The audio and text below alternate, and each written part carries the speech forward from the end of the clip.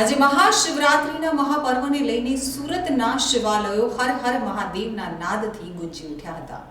આજે મહાશિવરાત્રિના પાવન અવસરે સુરતમાં આવેલ મંદિરોની રોશનીથી વિશેષ શણગારવામાં આવ્યા છે। સુરતમાં વિવિધ મંદિરોમાં ઘીના કમળ ચડાવવાની સાથે સાથે મંદિરમાં મહાપૂજા સહિત વિવિધ ધાર્મિક કાર્યક્રમોનું આયોજન પણ કરવામાં આવ્યું છે।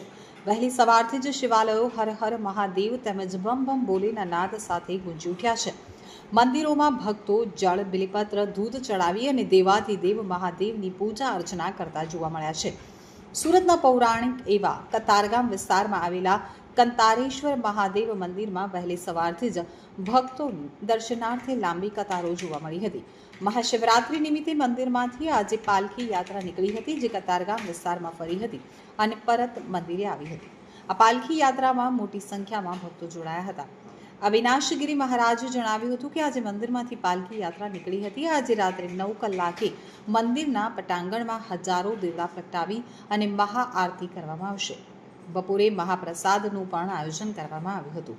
તો તેજસભાઈ શાંતિલાલ ચોકસીએ જણાવ્યું હતું કે વર્ષોથી શ્રી કંતારેશ્વર મહાદેવ મંદિરમાં શિવ ભક્ત તરીકે સેવા કરું છું। અમારી 5મી પેઢી છે જે કંતારેશ્વર મહાદેવ મંદિર સાથે જોડાયેલ છે। મહાશિવરાત્રિને લઈ અને રાત્રે 12 વાગ્યાથી પૂજા શરૂ થઈ ગઈ છે।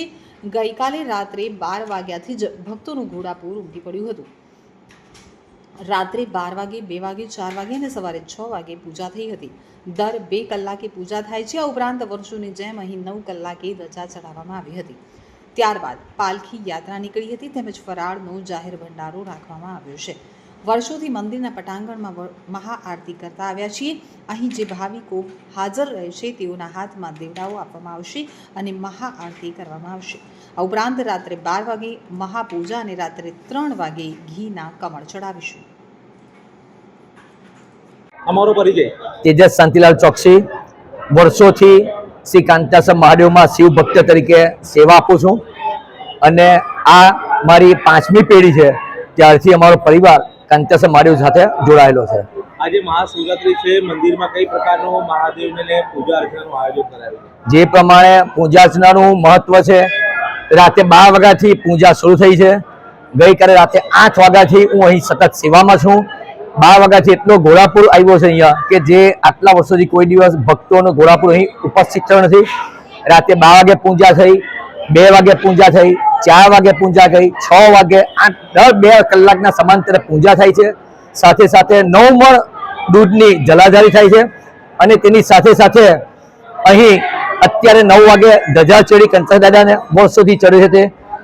ત્યારબાદ પાલખી યાત્રા નીકળી, જે પાલખી યાત્રા આખા કંતાસર મહાદેવમાં ફરે છે અને અત્યારે 11 વાગે શક્તિનગરની વાડીમાં જાહેર ભંડારો રાખ્યો છે કે જે મહાશિવરાત્રિમાં ફરાળ જે ખાઈએ છીએ ફરાળનો જાહેર ભંડારો, એમાં કોઈ પણ જાતના પાસ નથી રાખ્યા।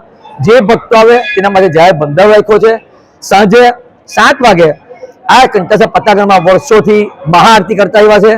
તો આખું શિવાલય ગગનચુંબી શિવાલય જે છે દક્ષિણ ગુજરાતનું મારી દ્રષ્ટિએ તો તે ગગનચુંબી શિવાલયથી માંડીને પટાંગણમાં દીવડા મૂકવામાં આવશે।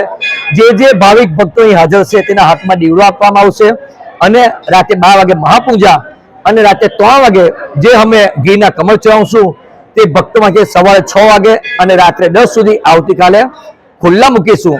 અને જે કંતાસરમાં કમળ ચડે ગઈ ઘીના વાસી ઉત્તરાયણ દિવસે અને મહાશિવરાત્રી દિવસે તેનું સૌથી મોટું મહત્વ છે કે જે દીકરીને નિસંતાન હોય તો એ દીકરી આ ઘીનો શીરો ખાય તો અચૂક કંતાર દાદા એની મનોકામના પરિપૂર્ણ કરે છે। મંદિર કેટલું જૂનું છે, કેટલી આસ્થા લોકોની જોડાયેલી છે? આસ્થા તો કેવું તો મારી 5મી પેઢી છે, પરંતુ મારા બાપ દાદા જાણતા હતા એ પ્રમાણે 700 થી 800 વર્ષથી 1000 વર્ષ જૂનું છે। કેમ કે જે અહીં સૂર્યકુંડ છે બહાર મંદિરની બહાર, તો સીતા માતાજી જ્યારે અહીંયા આવેલા મારા દાદા કહેતા હતા તો ભક્તોને અહીંયા હાનિ પહોંચતી હતી, પાણી નહોતું, તો સીતા માતાજીએ અરજ કરેલી અને સૂર્ય ભગવાને આ સૂર્યકુંડની ઉત્પત્તિ કરેલી, એટલે અહીંયા સૂર્યકુંડ નામ પાડવામાં આવ્યું છે।